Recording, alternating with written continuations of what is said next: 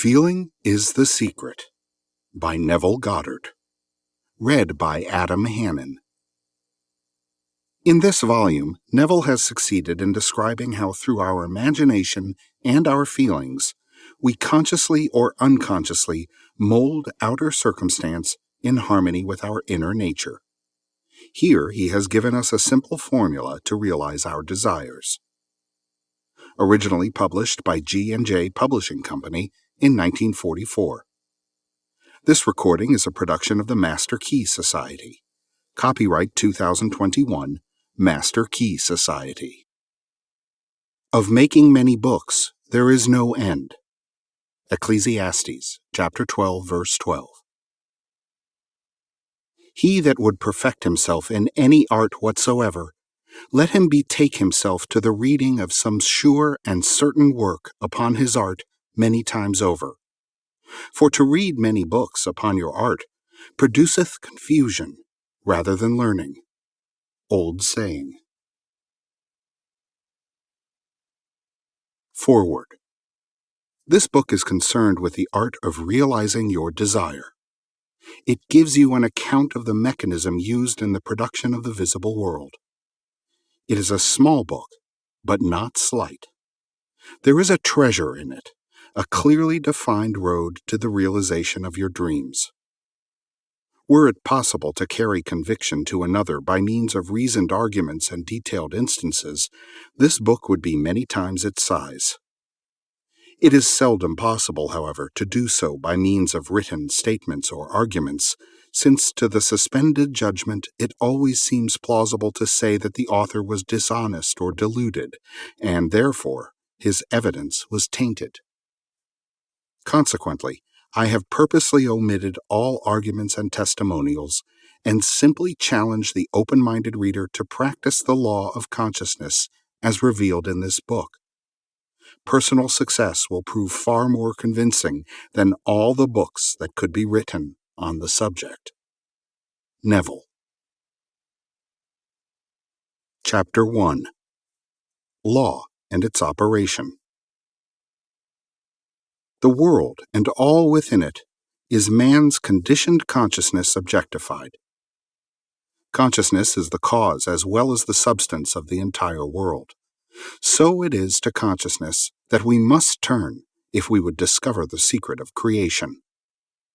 Knowledge of the law of consciousness and the method of operating this law will enable you to accomplish all you desire in life. Armed with a working knowledge of this law, you can build and maintain an ideal world. Consciousness is the one and only reality, not figuratively, but actually. This reality may, for the sake of clarity, be likened unto a stream which is divided into two parts, the conscious and the subconscious. In order to intelligently operate the law of consciousness, it is necessary to understand the relationship between the conscious and the subconscious. The conscious is personal and selective. The subconscious is impersonal and non-selective. The conscious is the realm of effect. The subconscious is the realm of cause. These two aspects are the male and female divisions of consciousness. The conscious is male, the subconscious is female. The conscious generates ideas and impresses these ideas on the subconscious. The subconscious receives ideas and gives form and expression to them. By this law, first conceiving an idea and then impressing the idea conceived on the subconscious, all things evolve out of consciousness. And without this sequence, there is not anything made that is made. The conscious impresses the subconscious, while the subconscious expresses all that is impressed upon it. The subconscious does not originate ideas, but accepts as true those which the conscious mind feels to be true, and, in a way known only to itself, objectifies the accepted ideas. Therefore, through his power to imagine and feel, and his freedom to choose the idea he will entertain, man has control over creation. Control of the subconscious is accomplished through control of your ideas and feelings. The mechanism of creation is hidden in the very depth of the subconscious. the female aspect or womb of creation. The subconscious transcends reason and is independent of induction. It contemplates a feeling as a fact existing within itself, and on this assumption proceeds to give expression to it. The creative process begins with an idea, and its cycle runs its course as a feeling and ends in a volition to act. Ideas are impressed on the subconscious through the medium of feeling. No idea can be impressed on the subconscious until it is felt, but once felt, be it good, bad, or indifferent, it must be expressed. Feeling is the one and only medium through which ideas are conveyed to the subconscious. Therefore, the man who does not control his feeling may easily impress the subconscious with undesirable states. By control of feeling is not meant restraint or suppression of your feeling, but rather the disciplining of self to imagine and entertain only such feeling as contributes to your happiness. Control of your feeling is all important to a full and happy life. Never entertain an undesirable feeling, nor think sympathetically about wrong in any shape or form. Do not dwell on the imperfection of yourself or others. To do so is to impress the subconscious with these limitations. What you do not want done unto you, do not feel that it is done unto you or another. This is the whole law of a full and happy life. Everything else is commentary. Every feeling makes a subconscious impression, and, unless it is counteracted by a more powerful feeling of an opposite nature, must be expressed. The dominant of two feelings is the one expressed. I am healthy is a stronger feeling than I will be healthy. To feel I will be is to confess I am not.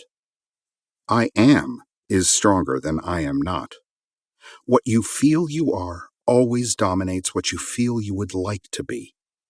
Therefore, to be realized, the wish must be felt as a state that is, rather than a state that is not. Sensation precedes manifestation and is the foundation upon which all manifestation rests. Be careful of your moods and feelings, for there is an unbroken connection between your feelings and your visible world.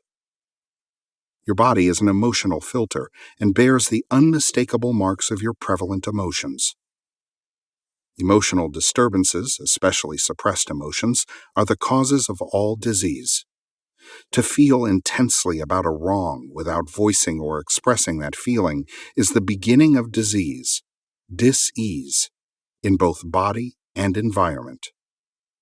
Do not entertain the feeling of regret or failure for frustration or detachment from your objective results in disease. Think feelingly only of the state you desire to realize. Feeling the reality of the state sought and living and acting on that conviction is the way of all seeming miracles. All changes of expression are brought about through a change of feeling. A change of feeling is a change of destiny. All creation occurs in the domain of the subconscious. What you must acquire, then, is a reflective control of the operation of the subconscious. That is, control of your ideas and feelings. Chance or accident is not responsible for the things that happen to you, nor is predestined fate the author of your fortune or misfortune. Your subconscious impressions determine the conditions of your world. The subconscious is not selective. It is impersonal and no respecter of persons. The subconscious is not concerned with the truth or falsity of your feeling. It always accepts as true that which you feel to be true. Feeling is the assent of the subconscious to the truth of that which is declared to be true. Because of this quality of the subconscious, there is nothing impossible to man. Whatever the mind of man can conceive and feel as true, the subconscious can and must objectify. Your feelings create the pattern from which your world is fashioned, and a change of feeling is a change of pattern. The subconscious never fails to express that which has been impressed upon it. The moment it receives an impression, it begins to work out the ways of its expression. It accepts the feeling impressed upon it, your feeling, as a fact existing within itself, and immediately sets about to produce in the outer or objective world the exact likeness of that feeling. The subconscious never alters the accepted beliefs of man. It outpictures them to the last detail, whether or not they are beneficial. To impress the subconscious with the desirable state, you must assume the feeling that would be yours had you already realized your wish. In defining your objective, you must be concerned only with the objective itself. The manner of expression or the difficulties involved are not to be considered by you. To think feelingly on any state impresses it on the subconscious. Therefore, if you dwell on difficulties, barriers, or delay, the subconscious, by its very non-selective nature, accepts the feeling of difficulties and obstacles as your request and proceeds to produce them in your outer world. The subconscious is the womb of creation. It receives the idea unto itself through the feelings of man. It never changes the idea received, but always gives it form. Hence, the subconscious outpictures the idea in the image and likeness of the feeling received. To feel a state as hopeless or impossible is to impress the subconscious with the idea of failure. Although the subconscious faithfully serves man, it must not be inferred that the relation is that of a servant to a master as was anciently conceived. The ancient prophets called it the slave and servant of man. St. Paul personified it as a woman and said, "The woman should be subject to man in everything." The subconscious does serve man and faithfully gives form to his feelings. However, the subconscious has a distinct distaste for compulsion and responds to persuasion rather than to command. Consequently, it resembles the beloved wife more than the servant. The husband is head of the wife. Ephesians chapter 5 may not be true of man and woman in their earthly relationship, but it is true of the conscious and the subconscious, or the male and female aspects of consciousness. The mystery to which Paul referred when he wrote, "This is a great mystery. He that loveth his wife loveth himself, and they two shall be one flesh," is simply the mystery of consciousness. Consciousness is really one and undivided, but for creation's sake it appears to be divided into two. The conscious, objective, or male aspect truly is the head and dominates the subconscious, subjective, or female aspect. However, this leadership is not that of the tyrant, but of the lover. So by assuming the feeling that would be yours were you already in possession of your objective, the subconscious is moved to build the exact likeness of your assumption. Your desires are not subconsciously accepted until you assume the feeling of their reality, for only through feeling is an idea subconsciously accepted, and only through this subconscious acceptance is it ever expressed. It is easier to ascribe your feeling to events in the world than to admit that the conditions of the world reflect your feeling. However, it is eternally true that the outside mirrors the inside. As within, so without. A man can receive nothing unless it is given him from heaven, and the kingdom of heaven is within you. Nothing comes from without. All things come from within, from the subconscious. It is impossible for you to see other than the contents of your consciousness. Your world in its every detail is your consciousness objectified. Objective states bear witness of subconscious impressions. A change of impression results in a change of expression. The subconscious accepts as true that which you feel as true, and because creation is the result of subconscious impressions, you, by your feeling, determine creation. You are already that which you want to be. and your refusal to believe this is the only reason you do not see it.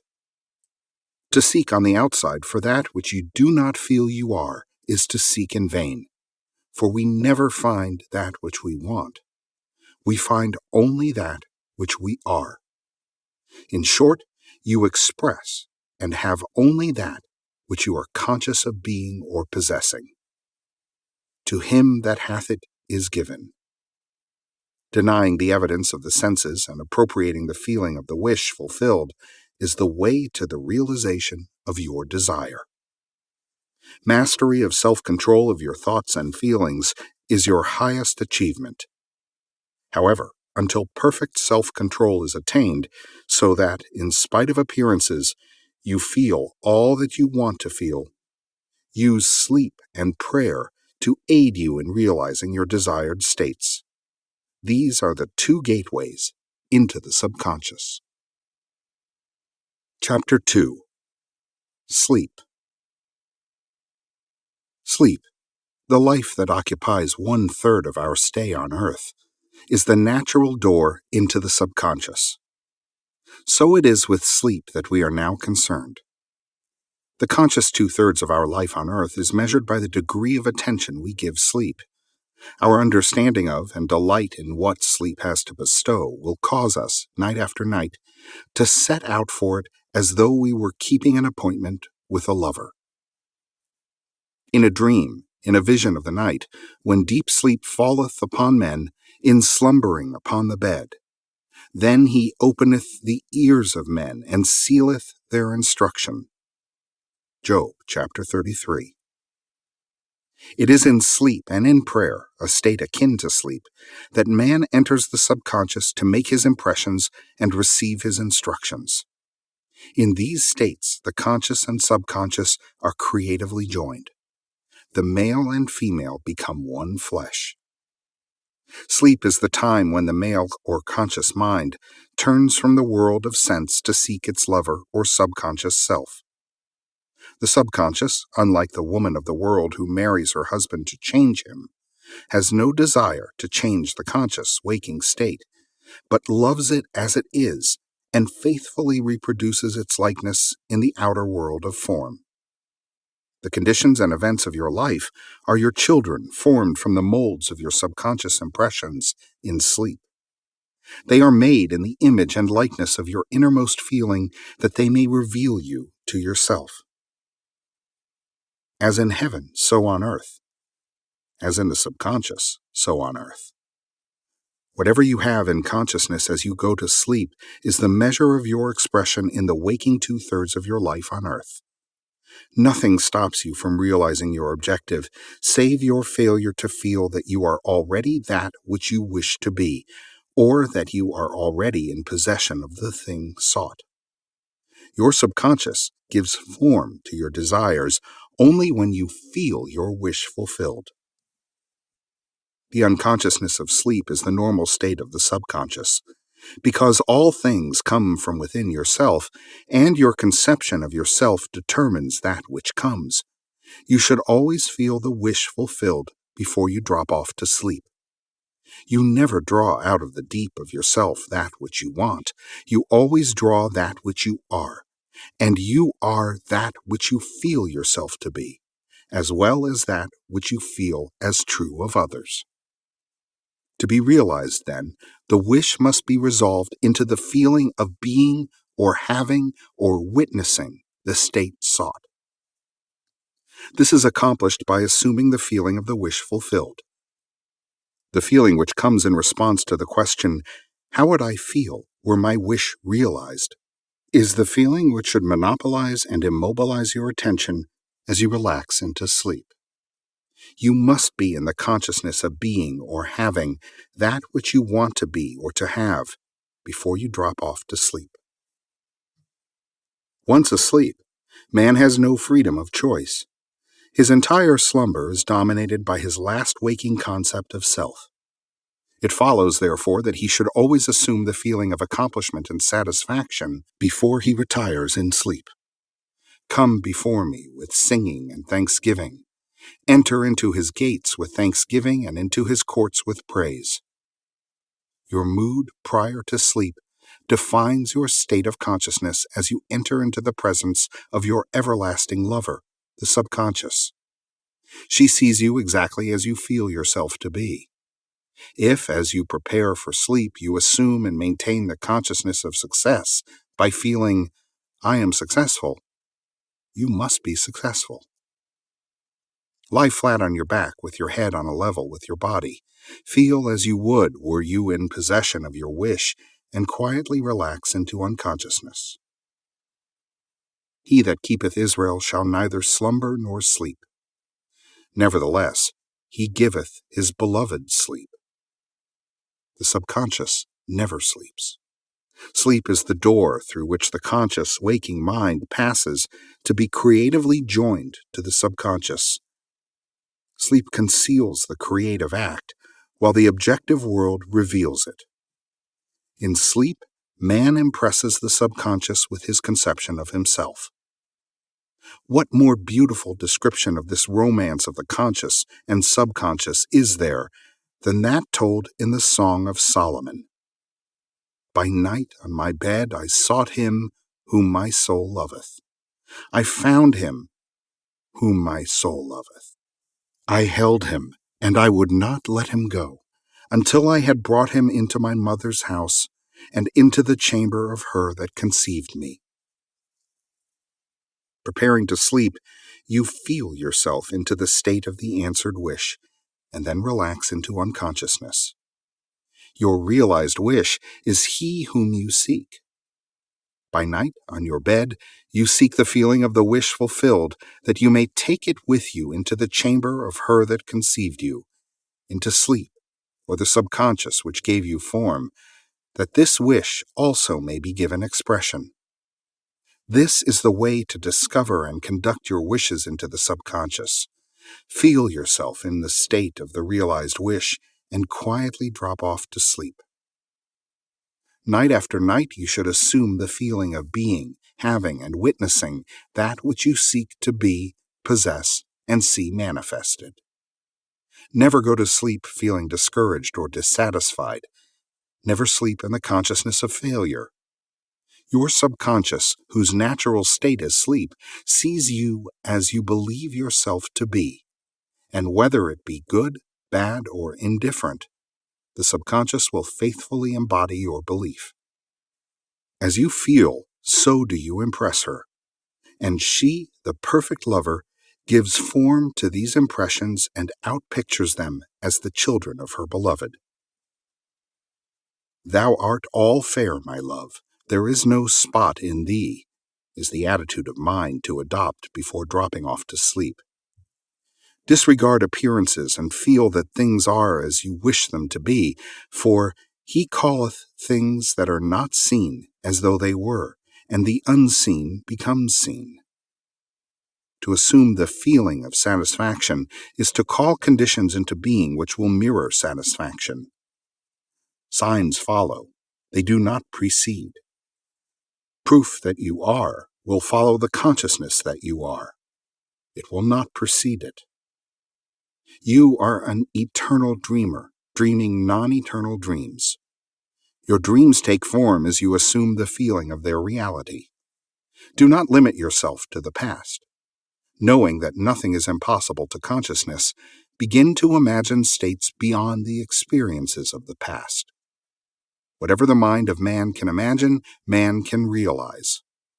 All objective, visible states were first subjective, invisible states, and you called them into visible by assuming the feeling of their reality. The creative process is first imagining and then believing the state imagined. Always imagine and expect the best. The world cannot change until you change your conception of it. As within, so without. Nations, as well as people, are only what you believe them to be. No matter what the problem is, no matter where it is, no matter whom it concerns, you have no one to change but yourself, and you have neither opponent nor helper in bringing about the change within yourself. You have nothing to do but convince yourself of the truth of that which you desire to see manifested. As soon as you succeed in convincing yourself of the reality of the state sought, results follow to confirm your fixed belief. You never suggest to another the state which you desire to see him express. Instead, you convince yourself that he is already that which you desire him to be. Realization of your wish is accomplished by assuming the feeling of the wish fulfilled. You cannot fail unless you fail to convince yourself of the reality of your wish. A change of belief is confirmed by a change of expression. Every night, as you drop off to sleep, feel satisfied and spotless, for your subjective lover always forms the objective world in the image and likeness of your conception of it, the conception defined by your feeling. The waking two-thirds of your life on earth ever corroborates or bears witness to your subconscious impressions. The actions and events of the day are effects. They are not causes. Free will is only freedom of choice. Choose ye this day whom ye shall serve is your freedom to choose the kind of mood you assume. But the expression of the mood is the secret of the subconscious. The subconscious receives impressions only through the feelings of man, and, in a way known only to itself, gives these impressions form and expression. The actions of man are determined by his subconscious impressions. His illusion of free will, his belief in freedom of action, is but ignorance of the causes which make him act. He thinks himself free because he has forgotten the link between himself and the event.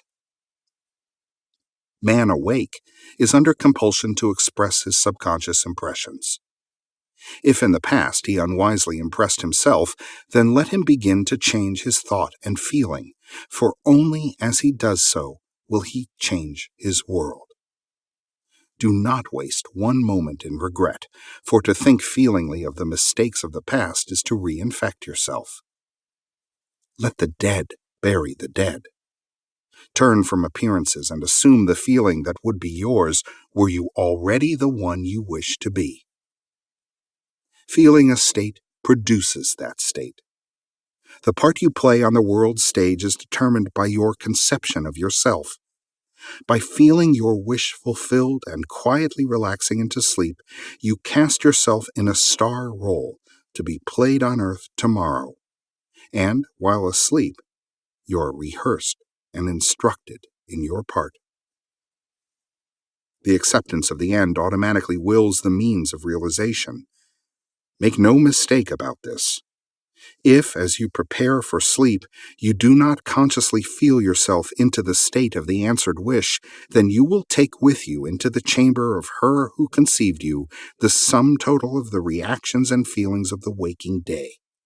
And while asleep, you will be instructed in the manner in which they will be expressed tomorrow. You will rise believing that you are a free agent, not realizing that every action and event of the day is predetermined by your concept of self as you fell asleep. Your only freedom, then, is your freedom of reaction. You are free to choose how you feel and react to the day's drama, but the drama, the actions, events, and circumstances of the day have already been determined. Unless you consciously and purposely define the attitude of mind with which you go to sleep, you unconsciously go to sleep in the composite attitude of mind made up of all feelings and reactions of the day. Every reaction makes a subconscious impression and, unless counteracted by an opposite and more dominant feeling, is the cause of future action. Ideas enveloped in feeling are creative actions. Use your divine right wisely. Through your ability to think and feel, you have dominion over all creation. While you are awake, you are a gardener selecting seed for your garden, but except a corn of wheat fall into the ground and die, it abideth alone, but if it die, it bringeth forth much fruit. Your conception of yourself as you fall asleep is the seed you drop into the ground of the subconscious. Dropping off to sleep feeling satisfied and happy compels conditions and events to appear in your world which confirm these attitudes of mind. Sleep is the door into heaven. What you take in as a feeling, you bring out as a condition, action, or object in space. So sleep in the feeling of the wish fulfilled. As in consciousness, so on earth. Chapter 3. Prayer. Prayer, like sleep, is also an entrance into the subconscious.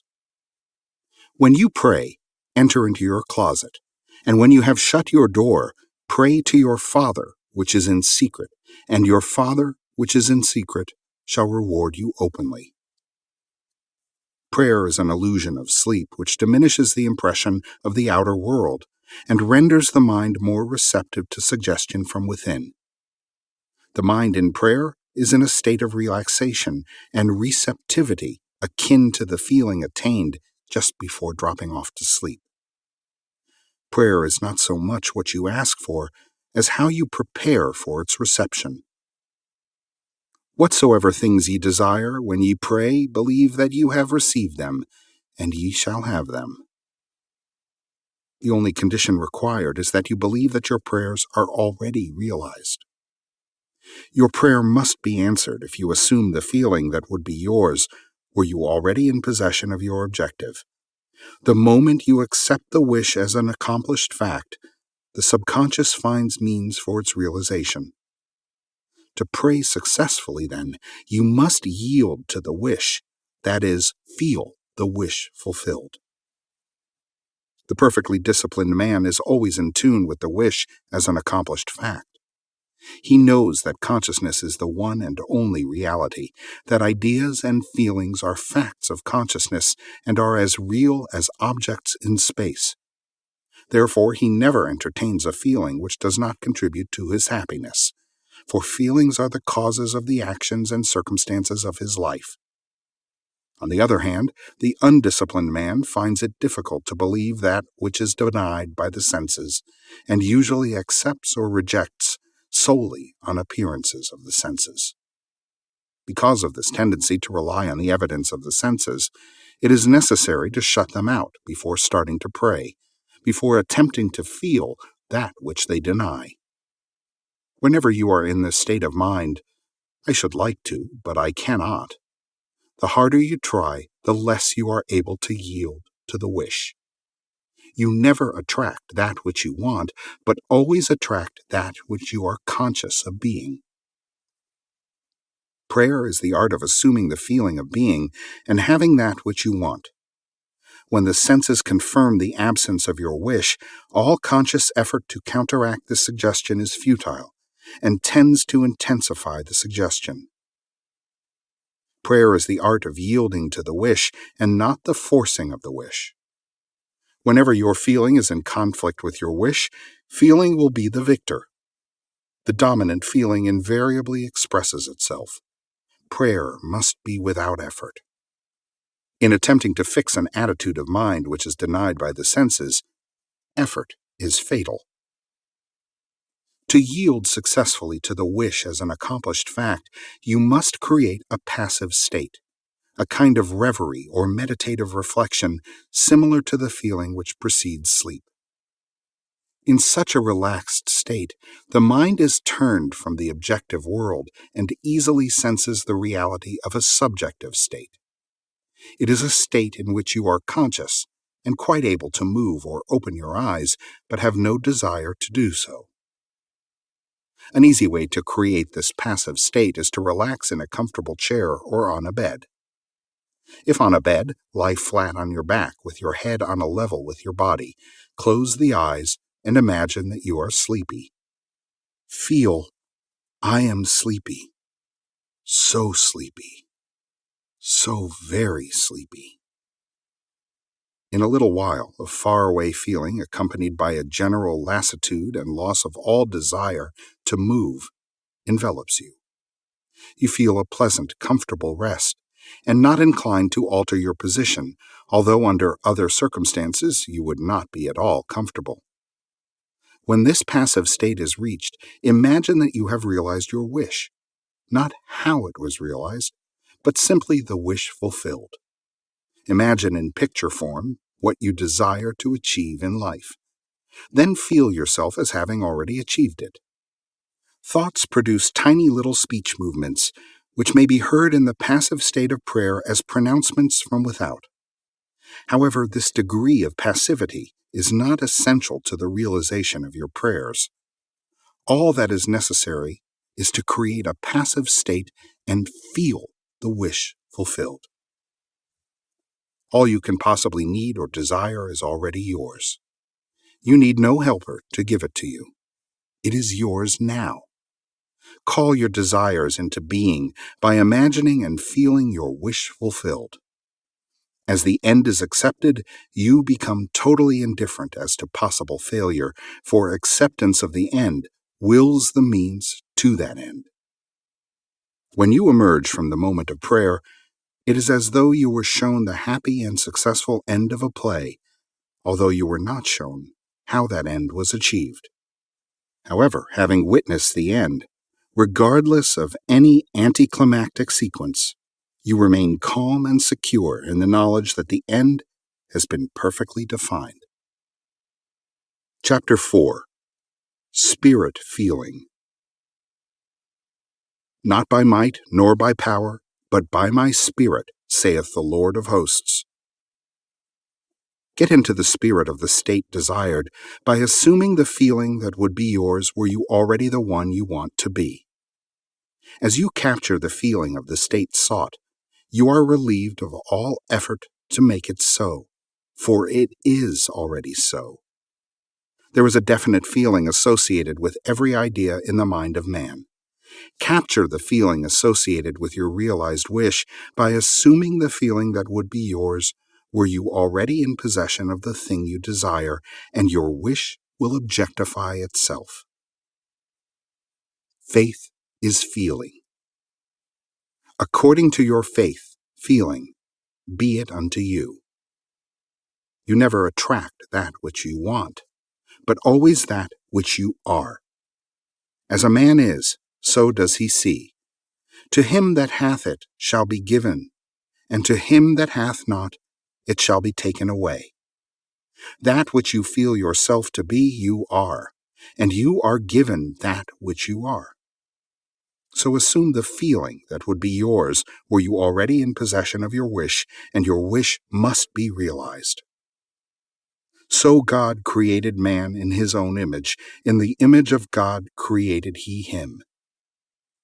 Let this mind be in you, which was also in Christ Jesus, who being in the form of God, thought it not robbery to be equal with God.